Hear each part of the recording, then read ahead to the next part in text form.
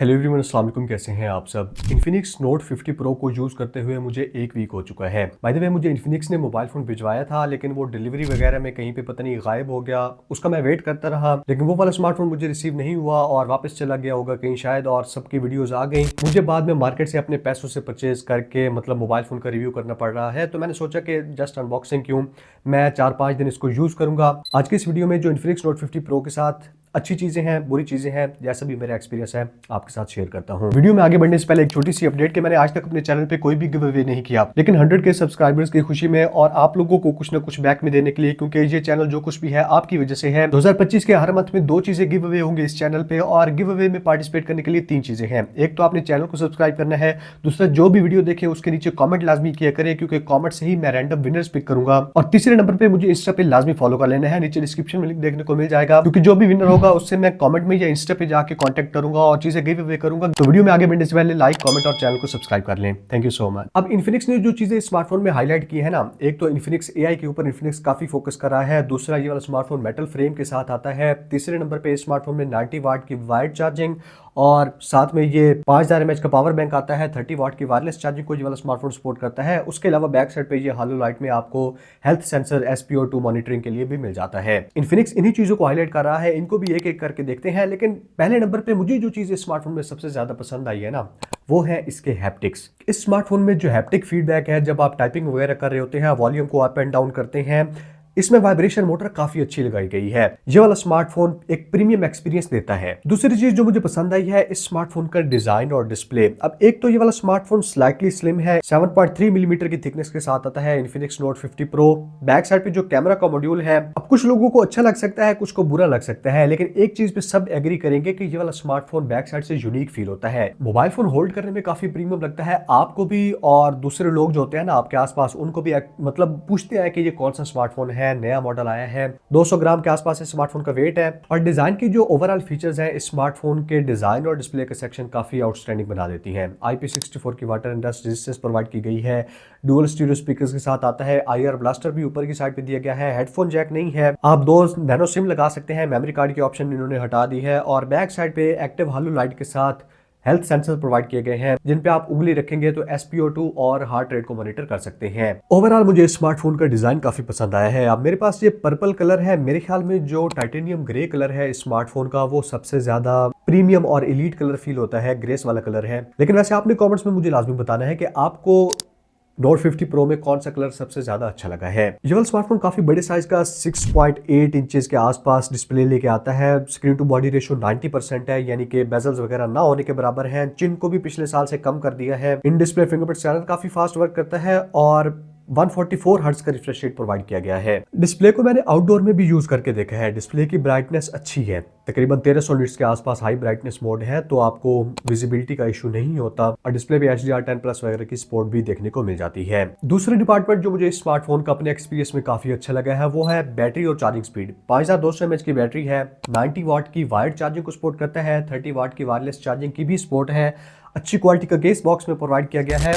तो ये है इन्फिनिक्स नोट 50 प्रो का बॉक्स, और यहाँ पे भी पावर बैंक 5000 mAh का साथ में फ्री में देखने को मिलता है।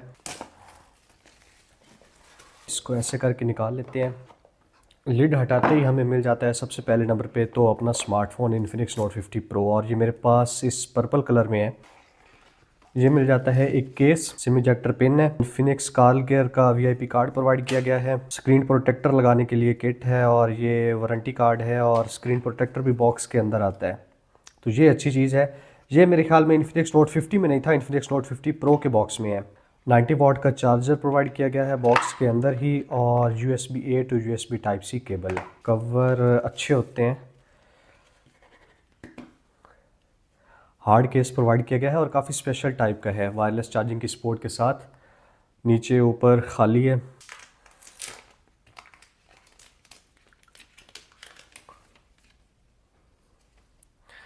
तो ये रहा जी हमारा स्मार्टफोन, और इसके ऊपर स्क्रीन प्रोटेक्टर पहले से नहीं लगा हुआ, प्लास्टिक की शीट भी नहीं है जैसे इन्फिनिक्स नोट 50 पे थी। तो जैसे ही आपने फ़ोन बॉक्स से निकालना है, जो साथ प्रोटेक्टर आता है ना ग्लास का, वो अप्लाई कर लेना है। और ये जो साथ फ्री में बंडल आता है ना, 5000 mAh का पावर बैंक है, ट्रैवलिंग में काफी काम आता है। अब ये वाला स्मार्टफोन 0 to 100% 90 वाट की चार्जिंग स्पीड की बात करते हैं तो 38 से 40 मिनट में फुल चार्ज होता है। बाकी काफी हद तक डिपेंड भी करता है, अगर आप साथ साथ डाटा ऑन किया हुआ है, वाईफाई ऑन किया हुआ है या फिर गर्मी वाली जगह पे चार्जिंग पे लगाया हुआ है तो ये वाला टाइम तकरीबन 50-55 मिनट पे भी जा सकता है। बैटरी टाइमिंग अच्छी है, तकरीबन 7 घंटे के आसपास स्क्रीन ऑन टाइम प्रोवाइड कर देता है और बाईपास चार्जिंग को भी सपोर्ट करता है। कैमरा के ऊपर बात करने से पहले इस स्मार्टफोन की परफॉर्मेंस और एआई फीचर्स के ऊपर बात कर लेता हूं। अब परफॉर्मेंस इस प्राइस के हिसाब से स्मार्टफोन की बिल्कुल वर्थ इट नहीं है।